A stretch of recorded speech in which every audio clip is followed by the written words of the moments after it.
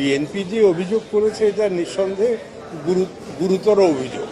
কারণ বিএনপি তো আলোচনায় ছিল, তারপরে এখন ওরা বলছেন যে যেসব ব্যাপারে আলোচনা হয় নাই বা আলোচনায় অনেক কিছু বাদ পড়ে গেছে, এটা অত্যন্ত গুরুতর অভিযোগ। আর আমি যদি আমার আইনি দৃষ্টি থেকে বলি, মানে যে গণভোটের কথা বলা হচ্ছে, দুনিয়ার সব দেশে রেওয়াজ হলো একটা প্রস্তাব সংসদে পাশ হবে, তারপরে জনগণের কাছে গণভোটে যাওয়া হবে। তখন আগে গণভোট পরে সংসদ, এটা কিন্তু মানে আইনে প্রচলিত ধারণার পরিপন্থী। আর তারপরে আরও যেটা কথা বলা হচ্ছে যে সংসদ বসলে 270 দিনের মধ্যে সেটা তাদের গ্রহণ করতে হবে, অথবা আপনা আপনি এটা পাশ হয়েছে বলে ধরে নেওয়া হবে। এরকম ধরে নেওয়া আইনে যায় না।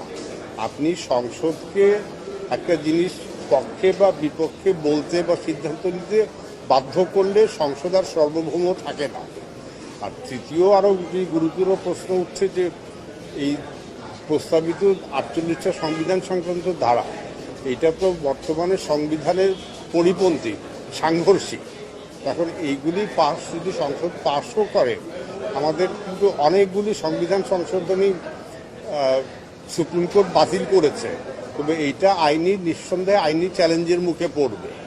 অতএব এখন এই ক্ষেত্রে গণভোট নিয়ে মানে গণভোট একসময় হয়তো আয়োজন করা যাবে, কিন্তু আগে গণভোট পরে সংসদ এটা হয় না।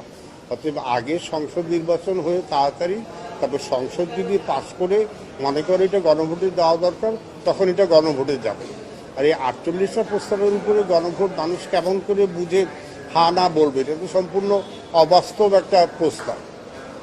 একেবারে মৌলিক জায়গায় আইন পাস করার ক্ষমতা হলো সংসদের, আর ক্ষেত্র বিশেষে যখন সংসদ থাকে না, তখন সাময়িকভাবে সেই অধ্যাদেশের মাধ্যমে এটা রাষ্ট্রপতিকে দেওয়া হয়েছে।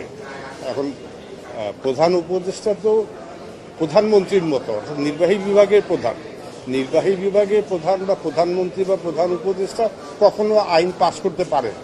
তাহলে তো আমাদের যে তিনটা অঙ্গ, একজনের কাজ আইন পাশ করা, একজনের কাজ বিচার করা, একজনের কাজ দেশ পরিচালনা করা, তাহলে তো এখন সুপ্রিম কোর্ট বলবে যে আমরা আইন পাশ করব, অথবা আইনসভা বলবে যে আমরা বিচার করবো। এটা তো হয় না, এগুলো তো আইনে নাই।